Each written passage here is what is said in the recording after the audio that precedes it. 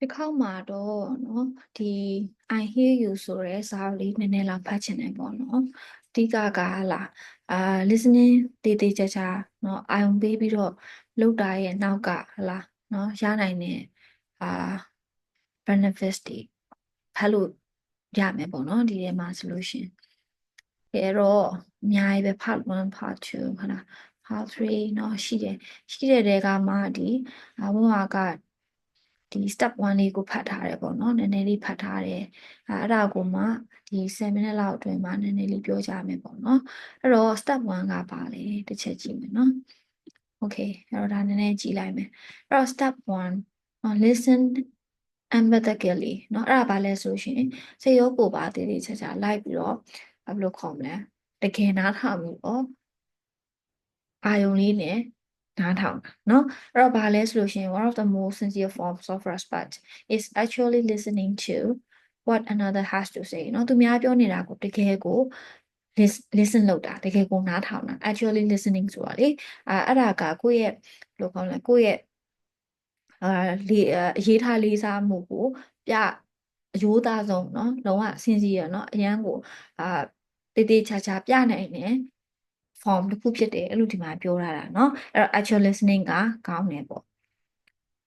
ကဲအဲ့တော့နော်သူများကိုထားလိုက်ပါသူများခံစားနေရတာသူများဖြစ်နေတာ acknowledge လုပ်ဖို့ဆိုလို့ရှိရင်ဘာဖြစ်နေရလဲဘာခံစားနေရတာလဲသိဖို့လိုတယ်တဲ့နော် you have to first understand how they are feeling နော်သူတို့ဘာခံစားနေရလဲသိဖို့လိုတယ်သိဖို့တော့ကကျတော့ဘာလဲ listening လုပ်ရမယ်နားထောင်ရမယ် this starts with listening ဒီလိုစာအုပ်လေးတွေဖတ်တာကလေ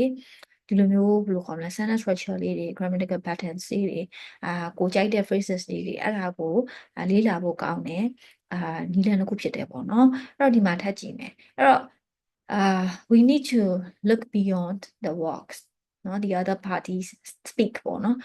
တစ်ဖက်ကပြောတာထက်ကိုကလိုက်ပြီးတော့နားလည်အောင်ကြိုးစားရမယ်ပေါ့နော်ခါကြလို့ရှိရင်စကားနဲ့တင်ဘာပြောနေတာလဲဆိုတာကိုတကယ်နားမလည်နိုင်เนาะအဲ့တော့ဟာလားအဲ့လိုမျိုးနားလည်အောင်ကြိုးစားပြီးတော့အာဘယ်လိုခေါ်မလဲနားလည်အောင်နားလည်နိုင်ဖို့ဟာလားအဲ့လိုအတွက်ကကျတော့တကယ်ကိုနားထောင်တာလိုအပ်တယ်အဲ့တော့ empathic listening ဆိုတာအဲ့ဒါကိုပြောချင်တာပေါ့နော်အဲ့တော့စကားအပြင်ခံစားချက်တွေကိုပါနော်လိုက်ပြီးတော့နားလည်နိုင်မှုအတွက်ကိုနားထောင်ရတဲ့နည်းလမ်းလေးဖြစ်တယ်ပေါ့နော်အဲ့တော့ဒီမှာကြည့်မယ်နော်အဲ့တော့အများကြီးကတော့အသေးစိတ်တော့မဖတ်တော့ဘူးပေါ့နော်အဲ့တော့highlight လုပ်ထားတဲ့နေရာလေးတစ်ချက်ပြောချင်တယ်အဲ့တော့ get curious about the situation เนาะအဲ့တော့သူတို့ feeling ဘာဖြစ်နေရလဲနားလည်ဖို့လို့ဒီလိုမျိုး situation ကိုလည်းနားလည်ဖို့လိုအပ်တယ်ပေါ့နော်အဓိကဘာလဲဆိုရှင်ဟလာเนาะအဲ့တော့နားလည်ဖို့အတွက်ဒီအခြေအနေကိုနားလည်ဖို့အတွက်ကကျတော့ဘာလဲဆိုရှင် question စိတ်မေးရမယ်ဟလာပြီးတော့ကိုထင်တာကမှန်လားမမှန်လားလဲ check လုပ်ရမယ်ပေါ့เนาะအဲ့တော့ဒီမှာအဲ့ဒါကိုပြောချင်တာ show your interest by asking clarifying questions and checking to see if your observations are accurate เนาะအဲ့ဒါကိုပြောချင်တာ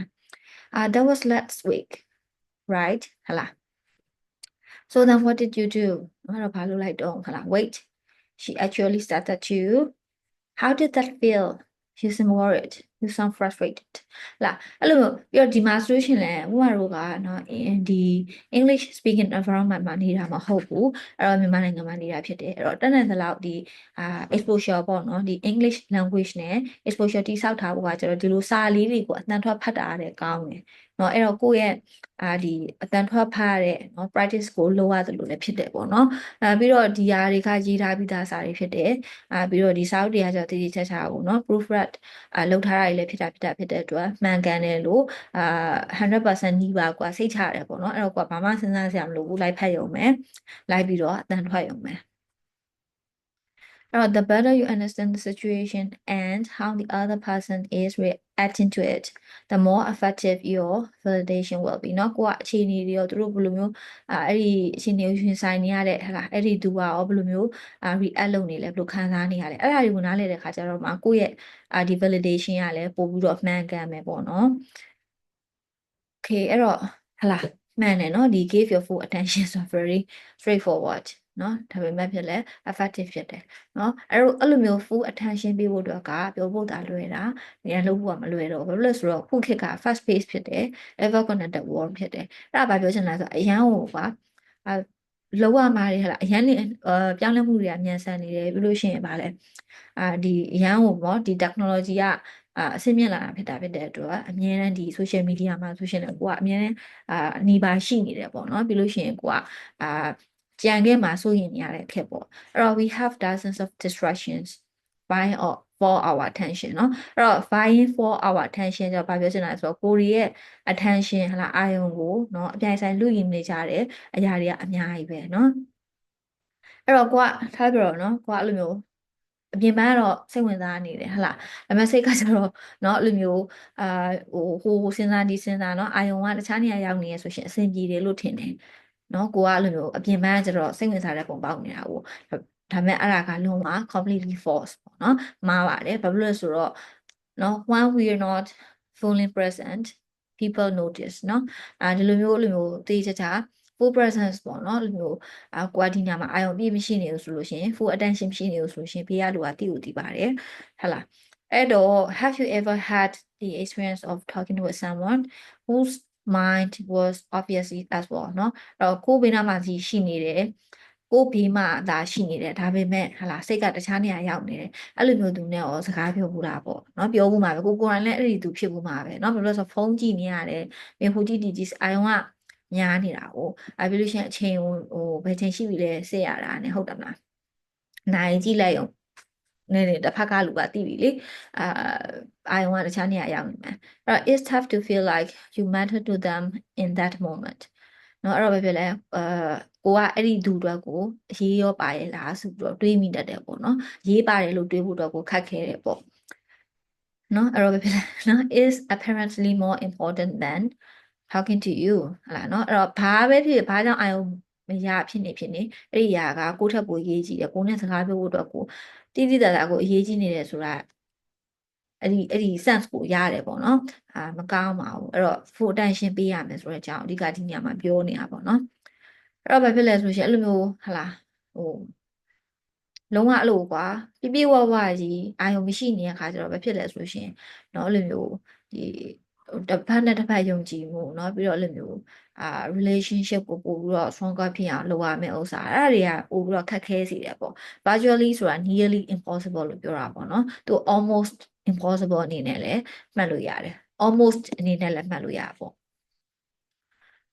နော်အဲ့တော့ခါကြလို့ရှိရင်ကွာအာယုံအပြည့်မရနေဘူးနော်ကိုကအလုပ်တွေရှုပ်နေတာဆိုရှင်အဲ့ဒီအချိန်မှာစကားလာပြောချင်တဲ့သူကိုပြောလိုက်မယ်ပေါ့နော်အဲ့ဒါပိုကောင်းတယ်နောက်မှစကားပြောလို့ရမလားဟလား let them know and ask if you can talk at a later time နောက်မှစကားပြောလို့ရမလားဆိုပြီးတော့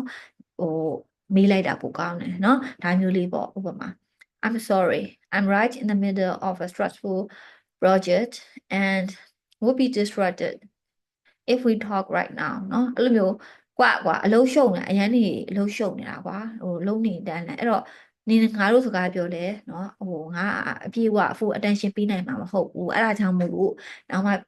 စကားပြောမရလားဟလာအဲ့တော့ပို့ပြီးတော့အဲ့ဒါကကောင်းတယ်လို့ထင်တယ်ပေါ့နော်ပြီးတော့ဆိုတော့အာယုန်တွေများနေပြီးတော့စိတ်မပါလဲမပါနားထောင်လိုက်တာအထက်အားပါရဟလာပြောတဲ့စကားတွေကိုနားထောင်မိမယ်ပြီးတော့